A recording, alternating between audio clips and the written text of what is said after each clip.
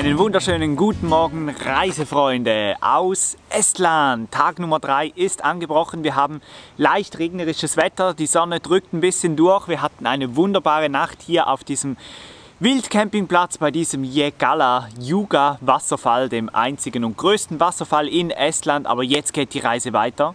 Karl, der ist bereits gepackt. Wir hatten bereits Frühstück und wir sind super gespannt, was heute auf uns wartet in Estland.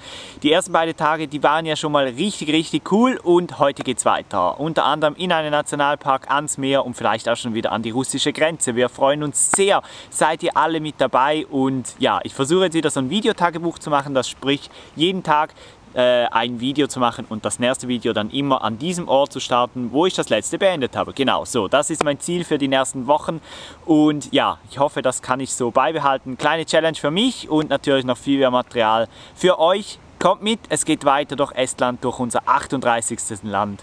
Los geht's!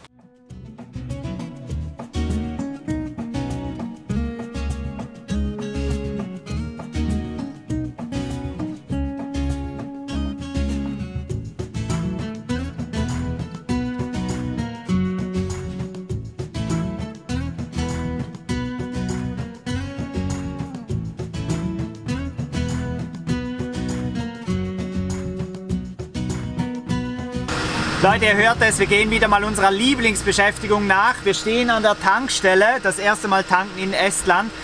Die Maschine, wo man da bezahlt, die kann man schon mal ganz gut auf Deutsch umstellen. Das war ja in Finnland nicht immer der Fall. Wir haben extra gewartet mit Tanken, bis wir hier in Estland sind, weil hier ist der Diesel um einiges günstiger. Wir tanken hier jetzt auf der Autobahn für 1,29 €, was doch ja, etwa 10 Cent günstiger ist als in Finnland. Da lohnt sich das schon und ja, ist alles ganz angenehm, super sauber, wirklich für mich ein bisschen überraschend. Ich wusste nicht genau, was uns von Estland erwartet, aber sieht wirklich ganz cool aus. Jetzt tanken wir hier mal voll und dann geht es weiter auf dieser doch etwas langweiligen Autobahn. Schaut mal nach vorne.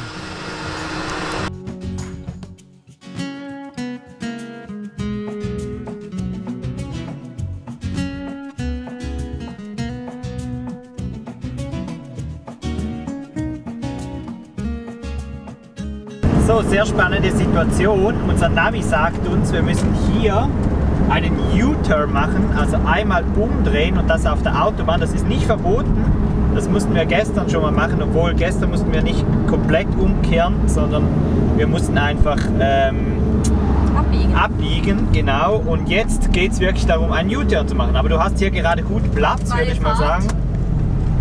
Ja, so geht das hier in Estland. Jetzt muss ich da vorne dann raus.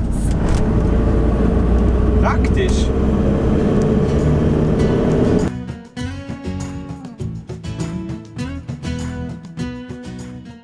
Wir sind am ersten Ziel angelangt in Palnse. Das ist, oder hier soll das Visitor Center für einen Nationalpark sein. Ihr seht es so richtig, das Wetter für Wandern ist nicht und Louis ist darüber auch gar nicht mal so traurig. Aber jetzt gehen wir einfach mal ins Visitor Center rein, lassen uns ein bisschen beraten, was wir denn hier machen können und vielleicht ist ja morgen besseres Wetter. Was meinst du? Dann würden wir einfach morgen wandern gehen. Nee, ich glaube nicht. Aber es hat ja noch Küstenabschnitte, vielleicht ist das schön. Genau, und ich habe eine Mini-Shetland-Pony-Kutsche gesehen.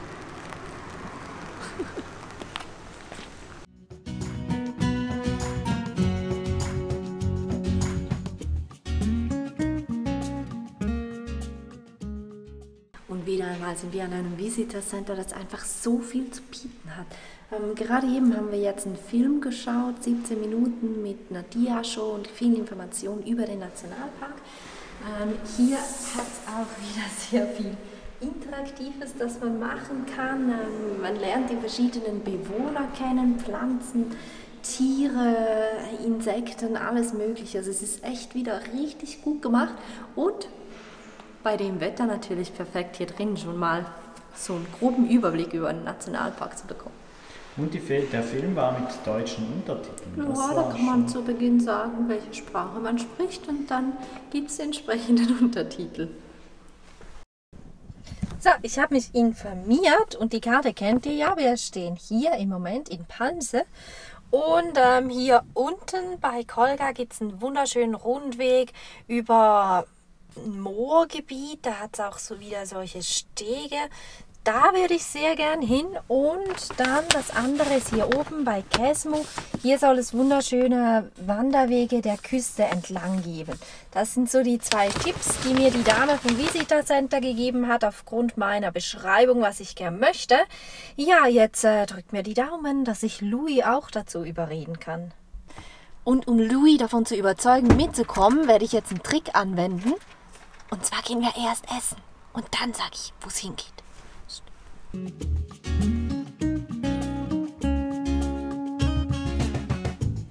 Wir sind am nächsten Ziel angekommen und es ist natürlich eine Wanderung. Steffi hat es wieder mal geschafft, mich zu überreden. Ich weiß gar nicht, ob ich im Fokus bin, jetzt schon.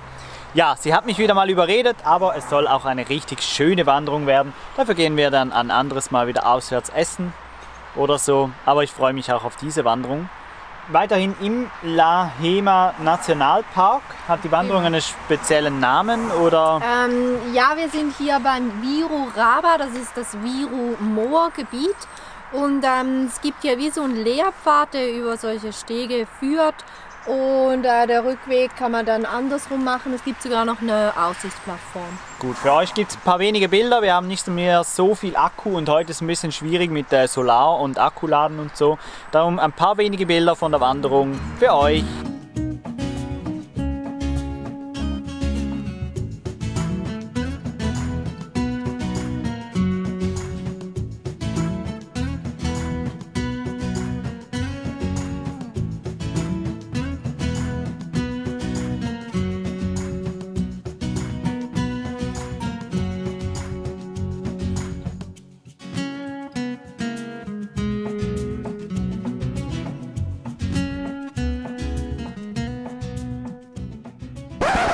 Abbruch der Wanderung.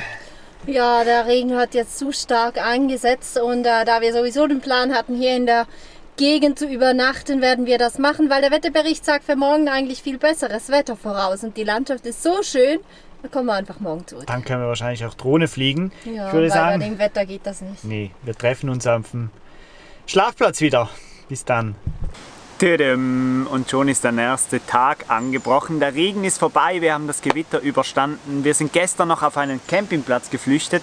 Einen richtig schönen Campingplatz. 20 € inklusive Strom im Garten einer Familie, die ganz spezielle Skulpturen macht. Frauen, halbnackte Frauen, denen man zwischen die Beine sitzen kann. Aber das ist ja egal. Auf jeden Fall ein richtig schöner Campingplatz. Nur 6 Minuten von diesem Nationalpark entfernt, wo wir gestern leider die Wanderung ja abbrechen mussten. Ihr seht im Hintergrund die Bilder, also Estland, was Campingplätze angeht, hat echt auch was zu bieten. Wir haben da echt Glück gehabt, haben gestern noch viel gearbeitet und abends, ihr wisst es alle, der Ferrari kam zum Einsatz und es gab wieder mal Lasagne. Das war natürlich auch richtig cool. Aber heute geht es weiter, ihr seid natürlich mit dabei und ich würde sagen, wir machen da weiter, wo wir gestern aufgehört haben, und zwar in diesem Nationalpark. Da wollen wir noch mal hin, wenn jetzt schon die Sonne scheint, und ja, die Fahrt, die ersparen wir uns. Ich würde sagen, wir beamen uns dahin und los. Irgendwie funktioniert das heute nicht. Das funktioniert übrigens nicht immer gleich mit dieser Beamerei. Heute scheint es irgendwie nicht zu funktionieren. Komisch. Wo würdet ihr euch eigentlich hinbeamen, wenn ihr könntet? Wenn ihr einfach schnippen könntet und ihr wärt da, wo ihr wollt. Aber jetzt versuchen wir es nochmal schnell. Und jetzt hat es geklappt. Endlich! Ja, irgendwie funktioniert das wirklich nicht immer mit diesem Beamen. Aber jetzt sind wir hier, wo wir gestern die Wanderung abgebrochen haben. Ihr seht den Turm hinter uns. Da habe ich gestern von oben herab Steffi gefilmt. Ihr könnt euch sicher erinnern. Jetzt gehen wir dann nochmal rauf und ja, schauen nochmal runter.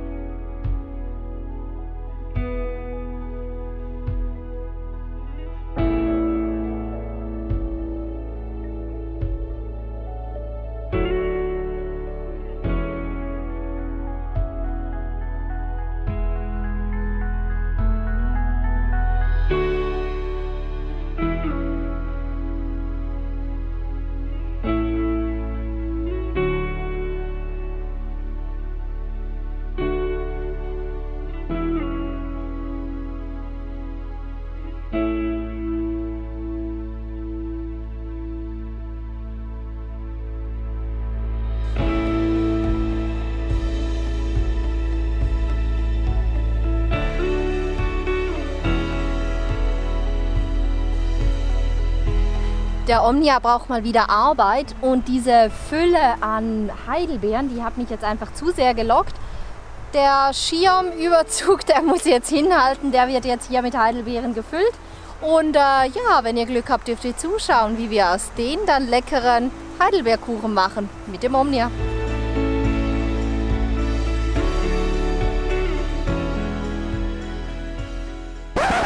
Tja, liebe Reisefreunde, wir sind zurück bei Karl. Kühlschrank läuft nicht mehr, Wechselrichter läuft nicht mehr. Wir prüfen gerade die Spannung, aber wenn haben wir jetzt schon den zweiten Wechselrichter zerstört. Sieht gar nicht gut aus. Steffi prüft gerade die Spannung. Steffi MacGyver, wie er sie ja gerne nennt.